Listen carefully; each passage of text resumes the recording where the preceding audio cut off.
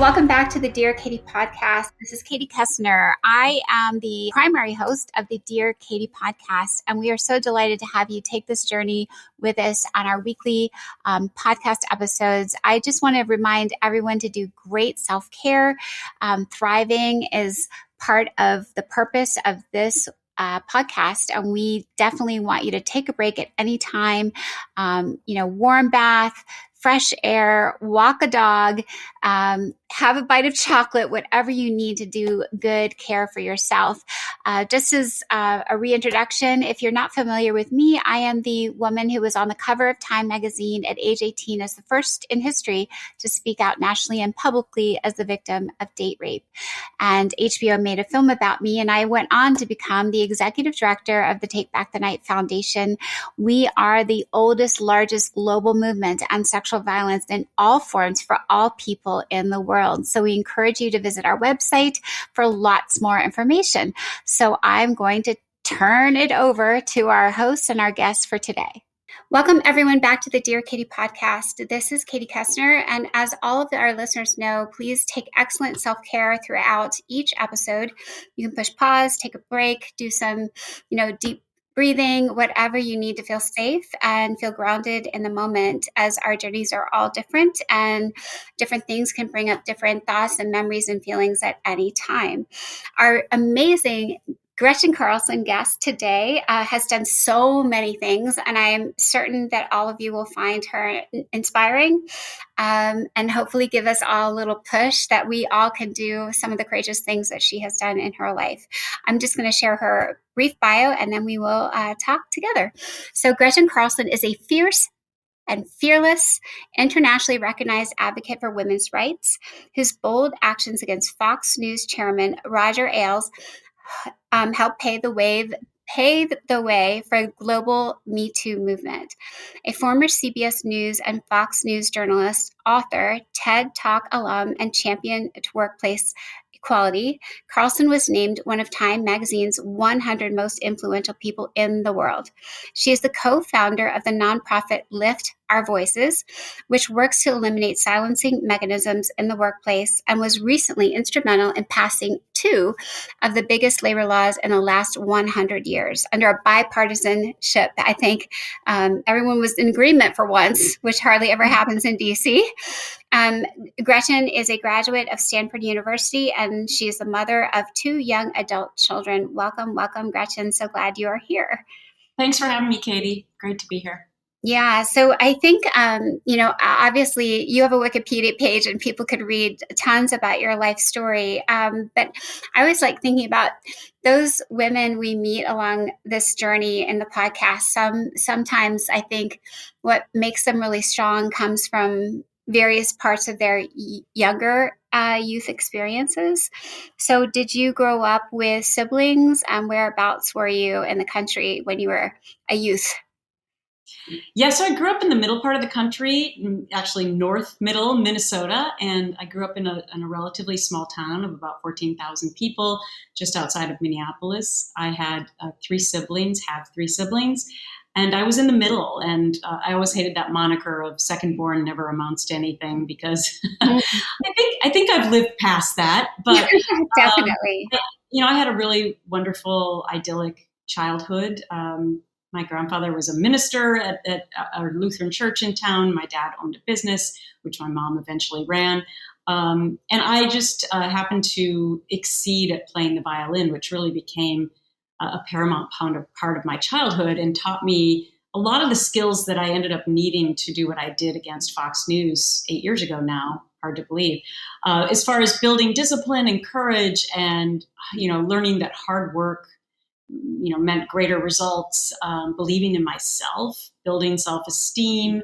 I was also smart at school. And so that, was something else that made me feel good about myself. I struggled with my weight my whole childhood. So it was really important that I had these other things that I was good at, because I think it's really important, especially in this day and age, for kids or women of any age or men to not spend too much time worrying about their exteriors. And, I'm a great lesson in that I built my self-esteem from the inside out. And I think that is really important. I would just add that the most important part of all that is that the fire in my belly that was intrinsic in who I am was cultivated by my mother, who told me every single day, you can be whatever you want to be, but you're going to have to work incredibly hard. And That's great.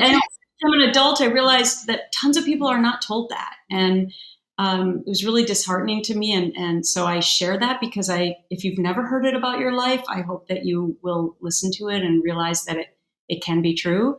And again, that was just so important to me when I faced the biggest decision in my life about whether or not I could actually jump off the cliff. And I harken back to those words. So my upbringing was amazing.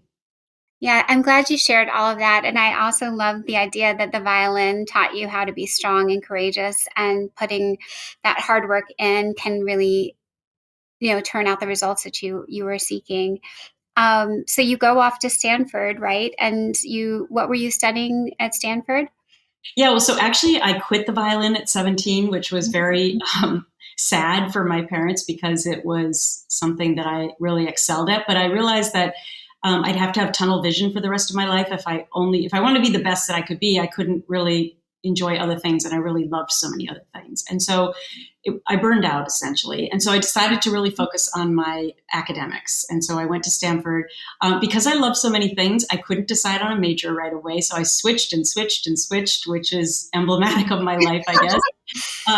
And so eventually I settled on a major called organizational behavior, which also has served me well. It's if I had used it like in the corporate world, I would have been a consultant or a problem solver. I was planning on going to law school.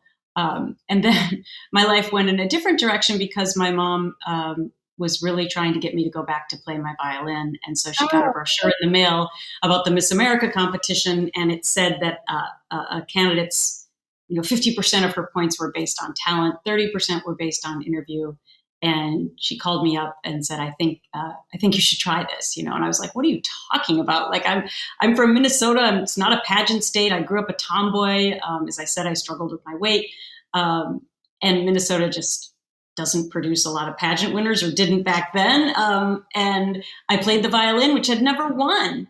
And she said, I don't care. I believe in you.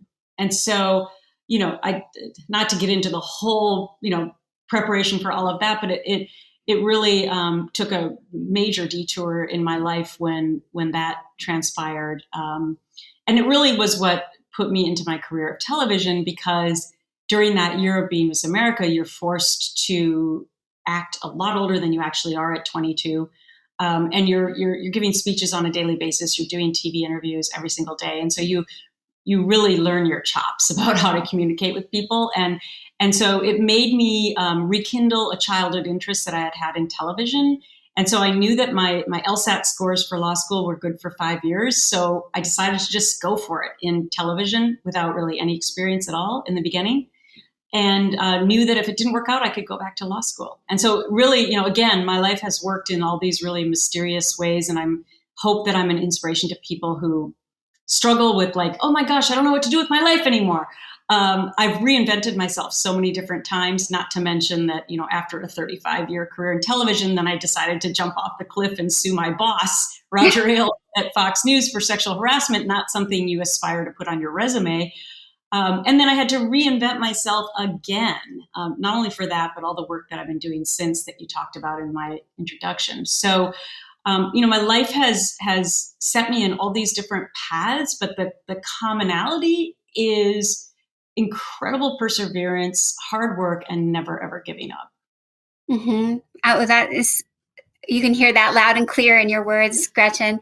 I think I was thinking maybe we could chunk out a few things. The Miss America pageant, has had varying degrees of likability over the years amongst feminists or women. And yet it's still, I remember I'm a little bit younger than you, but not much. And I was told when I was in high school, Gretchen, that's one of the largest scholarships available to women. Yeah. And I was like, oh, yeah, I was like, I tried too, but I failed more miserably. Well, I thank you for mentioning that. That's the big thing I forgot. I actually paid for my whole last year at Stanford after I won. I mean, my parents had 4 kids in college at the time. So, when you think about that, tons and tons of women over the years have been able to fund their educations, which really sets Miss America apart from Miss USA, where there's Right. no talent category and there's no scholarship. So, yeah, I've spent my whole life defending those values of Miss Yeah. America. Well, But I thought I think that's what a lot of people don't know, and it at least felt a little less lookist than some of the rest. And I still had trouble pinning my body parts into small triangles of clothing.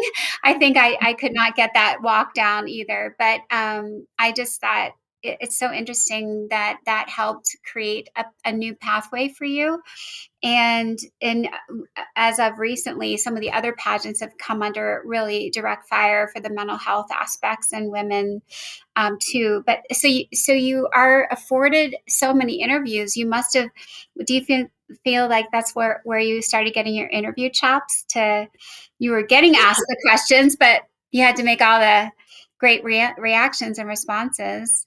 yes, it did. And it also taught me how important it is to be a great listener. And I think that's one of the greatest skills that an interviewer can have. And tons of people, even on the national stage, don't have that. You never know what you're going to find out by just listening more instead of having your 10 questions that you're just going to rattle through. When you listen, you actually might go in a completely different direction with the interview. So I've always felt that that's the greatest quality. But yeah, it really set me in this other direction in my life. It was funny because shortly after I became Miss America, it was a horrible thing to do to a young woman at the time, but it actually set me off on my career, which was there was this show called Bloopers and Practical Jokes. And Dick Clark and Ed McMahon, for older people listening, they remember those people on television, and they were the host of the show. And what they would do is they would set up a relatively well-known person with a prank.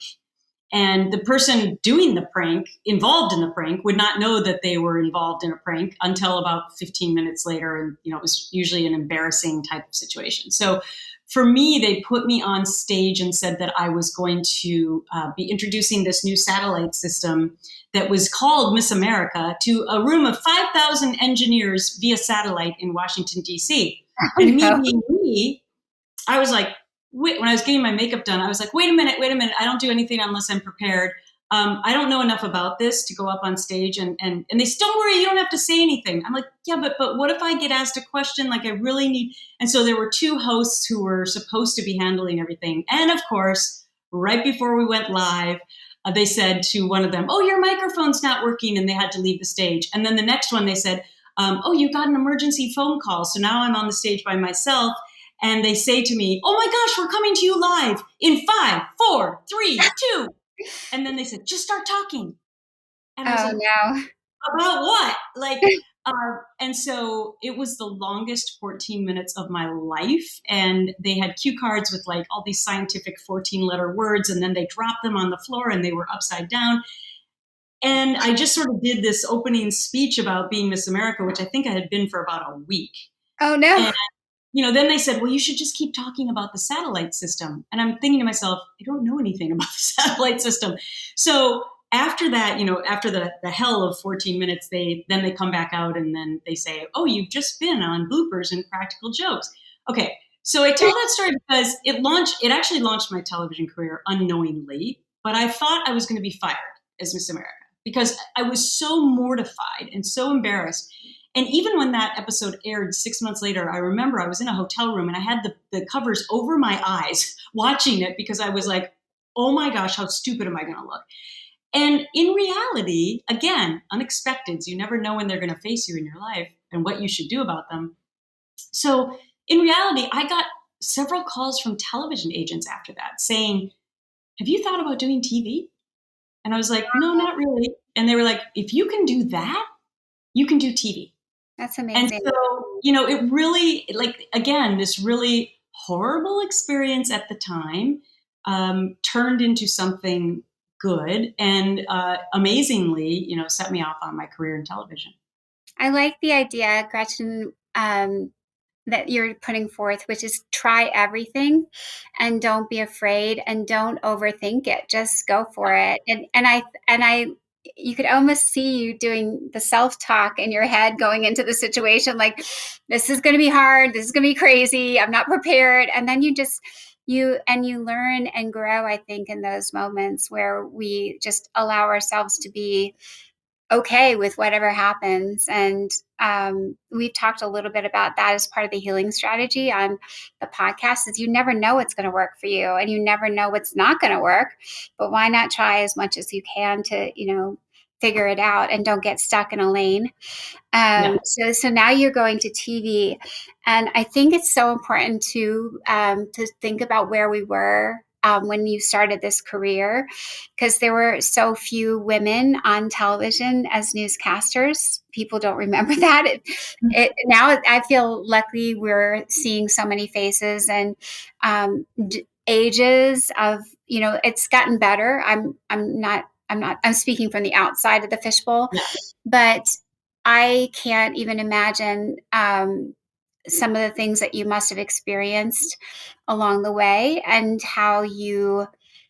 where you tucked them. I guess I'd like to think about, like, where did you tuck some of these things along the way? And you had, I want to talk about the NDAs and the lawsuits and all the things you have to sign, because a lot of people won't even understand that system that's in place that can be so silencing. And I think you talk about that, and a lot of your work. But let's start with, like, when these things start happening, and some of them I'm sure are so subtle, and some of them overt. And how do you navigate? And could you share a couple examples where you kind of, either where you kind of went, oh my gosh, this is awful, I don't know what I'm going to do, or like you had micro kick butt moments, like, I think you heard me there, or I think I got Right. to change that. You know what I mean? There's Well, like micro movements. yeah. So unfortunately, because I did sign a really stringent non-disclosure agreement, I can't get into like the nitty-gritty details, but people can look up my lawsuit and my complaint to get some of the details if they want. But there were a couple moments that I probably can touch on. So in my career in television, I started in local markets, and I worked in Richmond, Cincinnati, Cleveland, Dallas, and then eventually I got a job with CBS News in New York. And then I was a correspondent. I traveled the world, and then I got my dream job, which was what I always wanted to do, which was doing a morning television show, which was a national morning television show, which was a great mix of news of the day, but fun things, more where I could show more personality. And I did that for a couple of years on the weekends at CBS, and then Fox News came calling and said, "How would you like to do this Monday through Friday?" And this is almost 20 years ago now. So at the time, I strictly went to Fox on ambition, like, yeah, this is my dream, right? And Fox News is not what it is today at that time. So I went there, and I remember my mom being in New York on that day and saying to me afterwards, "This must be one of the happiest days of your life." And I was like, "Yeah, it is." I had no idea what horrors would happen after that. Mm-hmm. But a couple of examples so I think what I can say, and I always have to be careful and dance around in my head as to what I can say and what I can't say. And so if anyone out there has signed an NDA, and most of us have, you can understand that feeling. But I did my little protests along the way, and I had to be very, very careful because it was a very scary environment. But for example, one time on the set of the morning show, the other two male anchors were making quips about the fact that, like, oh, women, why do women get to do everything now? They get, they can be right in line with men and all this kind of stuff. And I quite honestly got really sick of it. So I just said, well, if you guys are so great, then you can read the headlines. And because that was supposed to be what I do, as well as doing interviews. And so I stood up and I left the set. And it was kind of like in a jovial way. We were live on TV. And I went off and stood on the side, and the cameras were like panning over to me, and I'm in the shadows. And I think the other hosts were kind of like trying to figure out, is she serious or is she joking? And, I was joking, but I was very serious. Like, if you want to treat me that way and be derogatory to women, and then you guys can read the headlines if you think you're so great. And so after that, I got a great for what you were saying about, like, that's little tweak of, like, you got them back. Like, it gave me, even though it was small, it gave me the personal satisfaction of feeling better that day that I had said something, even though I had to be so careful to not make it like a bigger deal. Two other things happened later on after I was off the morning show and went to my own show in the afternoon at Fox. One thing was, I don't know if people remember the show House of Cards, but Robin Wright was the first lady in the presidency, playing the role of it, and Kevin Spacey was the president. And in real life, she had been protesting because she wasn't being paid the same amount as Kevin Spacey, even though, she was arguably as popular, if not more. And so on my show, I did like a tribute to her about equal pay for women. I knew that wouldn't be the most popular thing to do on Fox. But I did it because I just have always been a huge supporter of women. At my first job, I called my mom and I'm like, Mom, do you realize women aren't paid the same as men? And she was like, why do you always have to talk about being a feminist? I'm like, because I'm in the real world and this is what's happening. And it's not that I was naive, but I was just like, holy crap, why is this still happening? And that was 1991. So I did that on my show. And then right before I got fired in 2016, I came out in favor of a ban on assault weapons. And as we know, the gun issue, I won't get into it too much here, but it's very controversial. Mm-hmm. And I just said that it was common sense that, people didn't need to have assault weapons. Those were supposed to be for war. And then I actually polled my own audience, and 97% of my audience disagreed with me. Oh, no. Oh my gosh. I knew that was going to happen. No, yeah. I knew it. I did it on purpose because I was like, okay, I'm a person of conviction. Like so there were these little, things that I tried to do, and people will understand if they've been in these really tough situations. It's very scary to do anything, right? Yeah, I just want to talk about one thing before we leave it. The 97% against you, I love that you were willing to hear that and take it on, because it speaks to your courage. It's like, I'm going to be bold enough to take everybody against me in the room. And I would only share back to you sometimes in all my work, we've never talked before, but it's like, I'll choose to go and speak to, one time I spoke to an entire room of rapists. Like they had to be through rehabilitation, and they said, do you want to do it? I'm like, yep, I want to do that. Or, I spoke at the Pentagon, Gretchen, once to the first year they had Sexual Assault Awareness Month ever, like almost maybe 20 years ago. I was at the Pentagon, and it was live, not TV, right? So all the generals had like no look on their faces, arms crossed.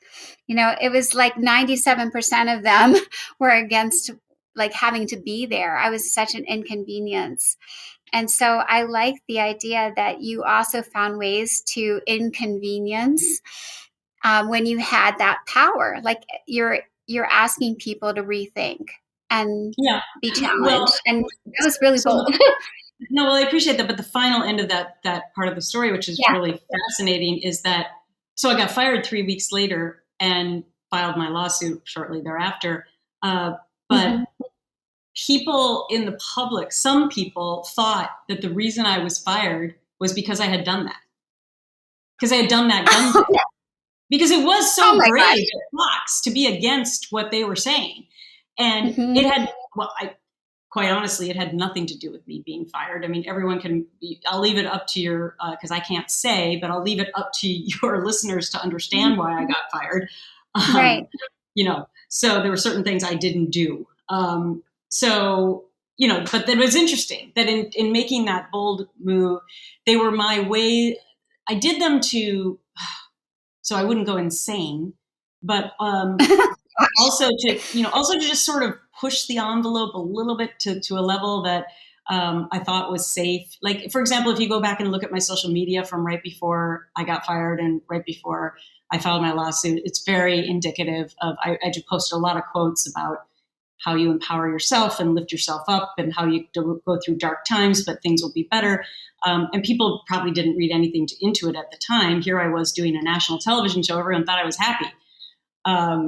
So I think I did what I could um, within the constraints of a difficult environment, and in some cases unsafe for me. So, it sort of lifted me up during dark times.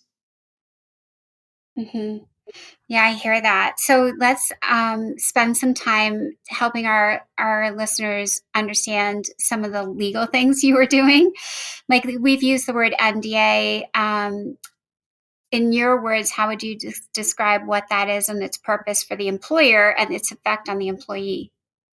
Yeah, so let me just back up for a minute. That in my last contract at Fox, I always had an NDA there, and most people think so. NDA is non-disclosure agreement. People, their general understanding of that, and rightfully so, is that companies have you sign those because every company has trade secrets. For example, the recipe to Pepsi. If you work for Pepsi, you shouldn't be able to walk across the street to Coke and give up the secret, right? So that's why most employees think they're signing NDAs. And I agree with those NDAs because every company should be able to protect their secrets. But what's happened over time is that these NDAs have become far more expansive so that on the first day of work, 1/3 of all Americans, 1/3, are signing NDAs having no idea that they are signing away their voice for something bad that could happen to them at any point in time of their employment. So they're signing away their voice before it happens. I mean, when you think about it in that way, it's crazy.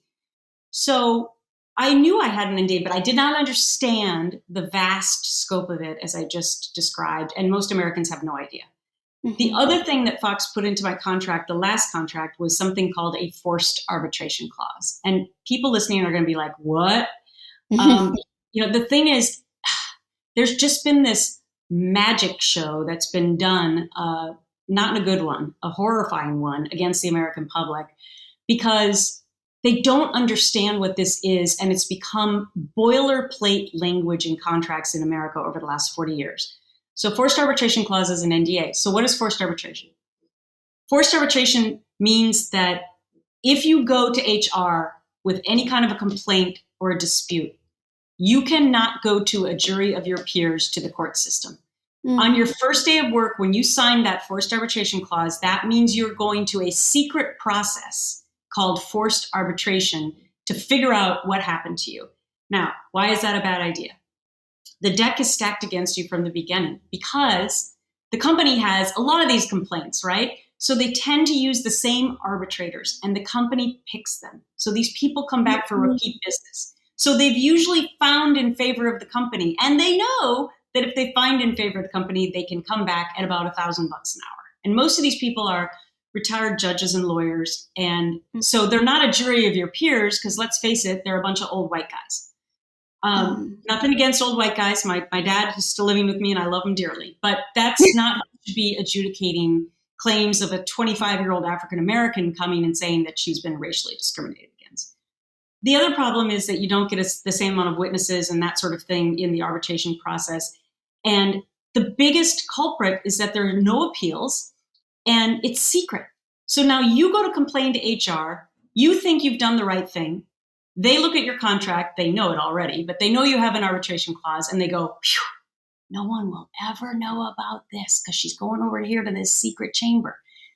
Then you can't find a lawyer because lawyers won't take these claims. Why? Because you never win. Only 2% of the time do you win in arbitration at work. It's crazy. Wow. So most people don't even bother going through with it. So this is how this vicious cycle of bad behavior at work has continued over the last 40 years and exploded because everyone who's complained has gone to this secrecy. And so they get pushed out of their job. They don't get anything in return. And the biggest problem is the bad person gets to keep working because nobody knows about it. And they're never held accountable. And the vicious cycle continues. So now that person goes out and either discriminates against somebody or sexually harasses somebody or sexually assaults somebody. And then that next person comes to HR and they say, oh, you have an arbitration clause. You're going over here. And that's where we were until my story. So I asked my lawyer, I asked my agent, what is this clause? And they said, don't worry about it. It's becoming the way of the world. And that was incredibly eerie because I didn't understand it at the time, but it has become the way of the world. I think we should just say, when I'm reflecting on it and learning, you're teaching me too, it just seems like we put these laws in place and then there's workarounds to get around being able to use anything to protect us. Like that's the workaround in justice. But it's been misused, to be honest with you, Katie. This was not the intent of arbitration. No. Arbitration was to unclog the courts because of little disputes between my neighbor and I or something, like they break my fence. And instead of clogging the court system, you can go to arbitration. So in 1991, 2% of all Americans had a forced arbitration clause in their workplace contract. This year, 82% of all Americans have a forced arbitration clause. In 2024. Yes. So, and they have no idea what it is. So on your first day of work, millions of Americans are signing these, or they're not, if they don't have a contract, it's in their employee handbook, or they simply click on an email, not knowing that they're accepting the provisions. You know how when you buy like a phone and you just go all the way down and agree to whatever that thing, you're accepting it there too. People just don't think about it. Plus, people don't have lawyers to read their contracts before they start work. They just want a job. And this is what's happened over time. So this became a very dark moment for me in my story because I was planning my lawsuit before I was let go. And when I assembled my legal team, they looked at my contract and they said to me, "You do not have a case." And I said, "What are you talking about?" They said, "You have something called a forced arbitration clause, and you're never going to get justice. And you're never going to be able to make this public. You're just going to go the way of the world like all these other people."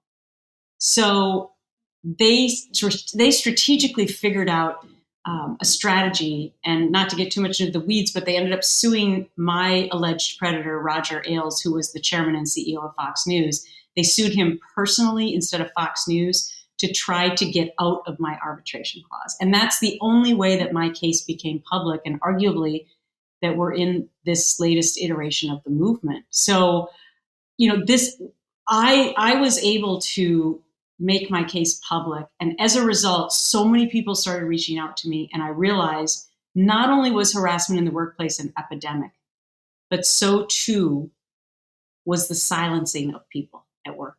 And that's when I realized I had to do something about it. And, so many people said to me, "Thank you for being the voice for the voiceless." And I just could not sleep at night knowing that there were all these people out there who never had their voices heard and who had suffered and who had been pushed out of their careers for no fault of their own. And so I did what I knew how to do based on my childhood and my life, which was work hard. And I rolled up my sleeves and went to Capitol Hill and started searching out the people that knew about these issues. And the thing was that they had been working on them for a really long time, but they sort of needed somebody who was relatively well known to bring a face to the issue because nobody had cared about it. And so it was like a perfect storm. It was like I learned all this institutional knowledge from people who had been on this fight for a long time. And then they got me to be their voice box. And it helped in building coalitions on Capitol Hill. And, I had the ability to get meetings with a lot of the senators because I had interviewed most of them. So that helped. And then, it was a really 5-year process to try and get laws passed to get rid of these silencing mechanisms that are pushing out women and people of color primarily from the workplace. So the journey has been a long slog. I mean, I'm making it sound simple, but it was kind of miraculous that I passed 2 laws in 2022 because we're in the most hyper-political time of our generation. Mm-hmm. And both parties hate each other. Mm-hmm. And I was able to bring them together to pass these laws. And so the first one is Ending Forced Arbitration of Sexual Assault and Sexual Harassment Act. And the second one is the Speak Out Act. What they do is the first one means that you can no longer be forced into the secrecy of arbitration if you are facing sexual misconduct at work. It's huge. Even if your contract says that you have an arbitration clause. And the second one, the Speak Out Act, means that you can't be forced to sign an NDA if you face the same type of thing.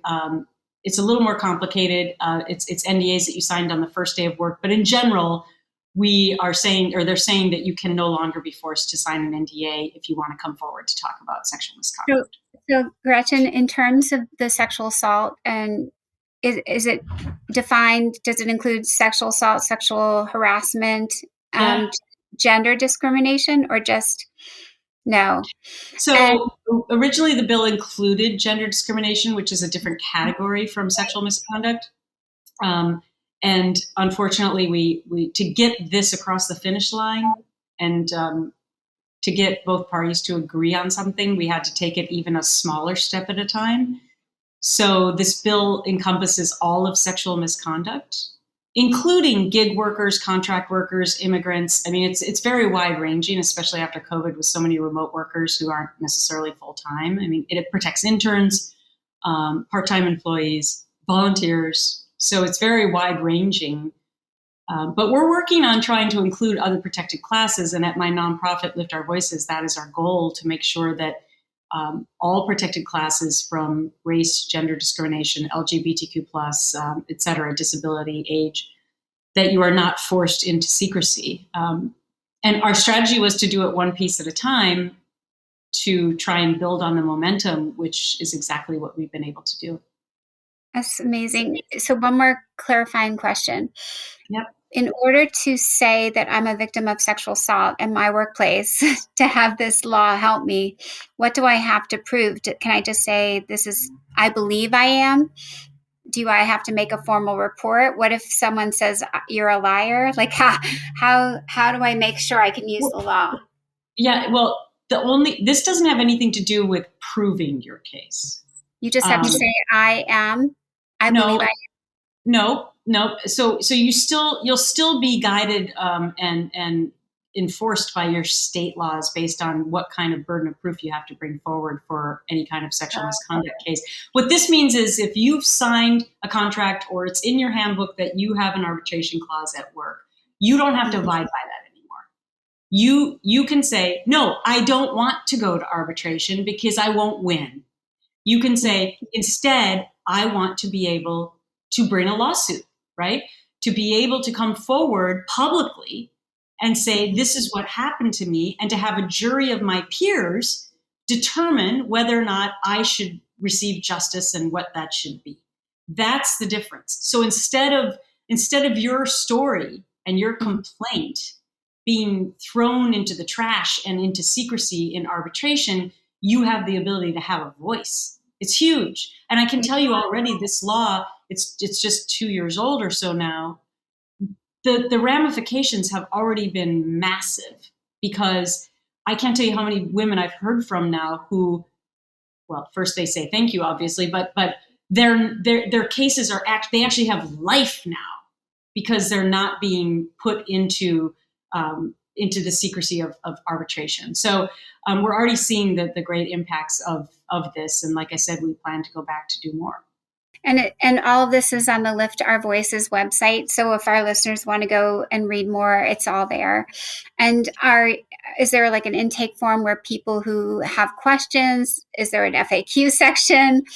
Do you have any folks who can help someone who's listening right now and is like ready to go?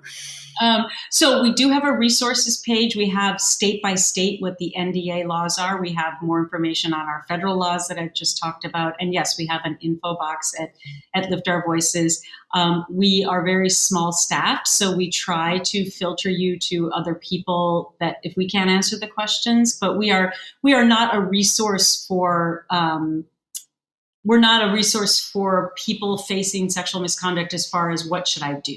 We are strictly a very laser focused nonprofit trying to get rid of arbitration and NDAs, because we believe that is what has kept all of these issues secret for far too long. So we're the only organization in America doing this work, but we are not a survivor organization per se of giving advice or do I have a case or help me find a lawyer. I mean, we still get those emails and we still try to help, but that's not our specialty.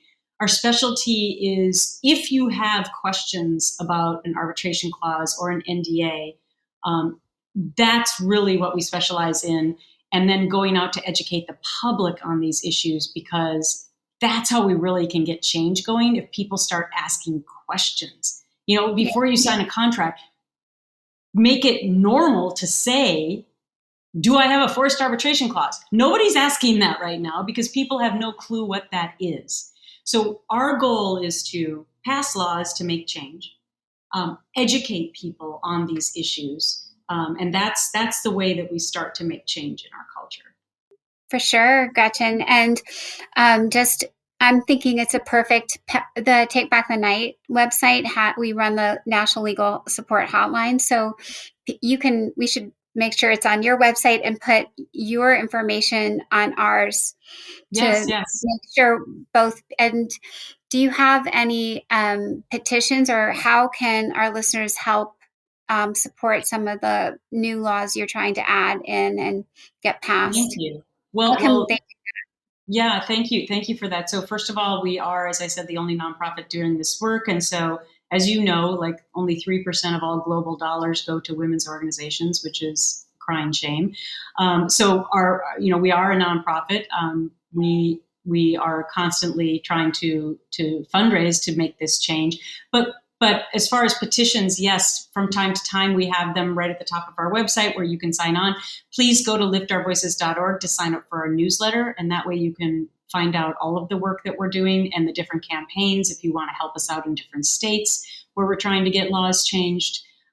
Yes, so there's a ton of information on our website, and we hope people will join in. It's one of those issues, Katie, that people don't necessarily care about it until it's too late. What I mean by that is they don't know what they're signing, and then something happens to them, and then they realize, oh my gosh, I don't own my own voice. And at that point, it's too late. So what I'm trying to do is get people to understand what they're signing, to ask questions about it, so that we normalize it, so that companies can't just automatically put you in this position. And then in that way, we change the system because more people ask questions and they say, we don't want to work for a company that silences us, right? If something bad happens to me, I want to be able to seek justice. And I want to be able to own my own story and my own truth. And the biggest irony in all of this, Katie, is that I don't own my own truth. I know. There's been a movie made about my life and a miniseries about my life. And I can't even tell you if the depiction of me with famous actresses, God willing that they decided to do it, thank you, but I couldn't consult. I can't tell you if the movie and miniseries is accurate. I don't own my own truth. And that's crazy. That's crazy. Yeah. So that's why I'm working so hard to make sure that other people do. I may never own my own story, but I'm making sure that millions of Americans in our country can own their own story and can get justice. Yeah, I think the best, most heartening part is you're finding a way to tell your story using the word bank that you've been given. It's such a tiny little bank, but you're using all of it. It's like like the letters, you are outstanding at that, Gretchen. You're finding a way to tell it and inspire other people along the way to ask the questions. I was even thinking, I don't know. I've gotten in trouble for doing some things like outing the companies that use NDAs in this limited arbitration. Is there such a thing as the hit list of companies that are really exploiting that part of their contract? Does that exist? Yep, great question. So we are in the process right now of building the first ever corporate rating system at Lift Our Voices for exactly what you just said, to rate companies on whether or not they use these mechanisms. And it's probably going to, we're going to be sending out surveys to the top 3,000 public companies in the coming months. We hope that that they will answer this survey, but we're not sure if they're going to. But then we will develop a score for companies. So if you don't use forced arbitration or NDAs, you're going to get a really good score from us, and you're going to want to talk about that, right? And if you do silence your people, you're not going to get a good grade from us. And we hope that this will serve two purposes: that it will be a wonderful resource for employees to know which companies they want to work at, right? Mm-hmm. Because it doesn't exist anywhere else. And number two, we hope it'll be a soft nudge to companies, if they don't get a good grade from us, to work on it and to, come to our side of this mission and realize that instead of spending millions of dollars covering up all the bad behavior that happens at work, to come to the other side and be more transparent and actually spend that money on how to lift up people who have the courage to come forward and get rid of the bad people. I mean, it sounds so easy on its face, but that's not what's happening right now. Companies are still covering up stuff, pushing out the courageous people, protecting the bad people, and they're spending millions of dollars a year to make sure that that doesn't get tarnished, right? That they keep that kind of system in place. What I'm advocating is, please come to the side of transparency. Take out these policies and allow people to have the courage to come forward and get rid of the bad people and allow those people to keep working. I mean, it's just not that tough. And you're by the way, you're going to keep the people you want to keep, which are women and people of color, which every study has shown increases your bottom line. So, there's a huge lesson to be learned here, not only for employees to learn which companies they want to work at, but for companies to finally get on the right side of history. So we're hoping that this rating system will help nudge them in the right direction. No, I think it's, I asked it for a reason, Gretchen, because I know it works. And some of our listeners, I think you might remember this, but I'm not sure how many of our listeners, right around like 91, when I was on the Time magazine, Brown University they called it the castration wall, but they wrote up, it was like the don't go out with these bad men wall. Yep, Like yep. it was the idea of let's out the bad people who are exploiting us. And then another group that did bipartisan support under Bush was the Cleary family for the Cleary Act, the Campus Security Act. And they did something similar and still do it as a safety rating with all kinds of metrics to say these campuses are doing what they should be doing and these are not. So I really believe in the rating system as a way to instigate change and accountability. And I think I'm so glad you're doing it. I know it's going to take a while, but we do have some brilliant interns and volunteers on our team. And I'm going to mention, we have our team meeting actually tonight. So we have about any given time, we have 30 to 40 of them, and they're incredible. We even have a few law students, Gretchen. Oh, nice. Yeah, so I'm plugging our interns and volunteer program, but also partnering with your organization to help support and expedite some of the laborious parts of collecting the data. We would love to help you, I'm sure. Thank you. Thank you very much. Absolutely. I was thinking of what else with the petitions. Is there anything else, I know we've been talking for a bit, anything else we could do to help expedite what you're working on and support you? Yeah, and well, I mean, as I said, fundraising is our main goal, but just the education process. I think linking our sites together and joining our newsletter and lifting up, sharing our posts on social media. I mean, it's very important to encourage women and other Americans to know more about these issues, because they just don't. And I never thought I'd find myself in this situation, or that my legacy would become getting rid of arbitration clauses and NDAs. I mean, I never thought I'd be doing this, right? But you don't know where life is going to put you, and somebody had to do it, Gretchen. Come on, somebody has to be first. Somebody has to do it. No, I know, but it's not you, then who? I know. Well, and that's what I said to myself when I jumped off the cliff at Fox. If I don't come forward and do this, who will? So, some I hope some of that rubs off on people. And I just would love to leave you with this, that a friend of mine said to me after my case became public, and I was in some very dark days, and she said, Gretchen, she said, I think something good is going to come of this. And at the time I was like, nah, I don't really know if I see that. And when the first bill was signed into law in 2022, in my speech at the White House, I said that story and I said, not only did something good come of this, something great has come of this. And I know you understand that too with all of your work.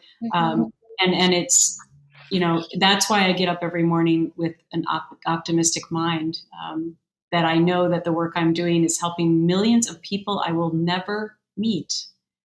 And that is, so much more important than anything I ever did in television. Well, and you won't know. None of us who just crave this try to make the world a better place than how we found it. I mean, it's not about how many people clap for us. It's just our belief that we're on the right path. And I don't know, sometimes I think the harder the path, the more I like it. Yeah. You know what I mean? Like if it was all easy, then somebody else could take it on. But I am so proud of you, Gretchen. I honor you. You're one of the women, I hate to say pioneer, but you are. And I think it's even more helpful to have this kind of conversation where we talk about how you did it. Like, I feel like you made it accessible, and you said hard work and keep talking and keep asking questions, and don't be afraid of going on bloopers. And like, I love it. I love it all. Like, I think it's fabulous. And I really want Take Back the Night and our team to support your work. It's definitely making a difference. And I love the idea that it's going to be one more way. I think it's, to me also, Gretchen, it's even in some ways better than a one-to-one, like those big lawsuits, when we catch the coaches and the famous folks and we pull one big one down, we're like, oh, we were to accomplish it. But this is so interesting because I feel like we're coming from the root. Sometimes it's like we're cutting down the dead tree, but let's get the roots in action. And that's what your work is, definitely root-based, and that's the most long-term solution-based. So yay for everything. I'm so glad I got to spend time with you. Thank you. Thank you so much. Yeah.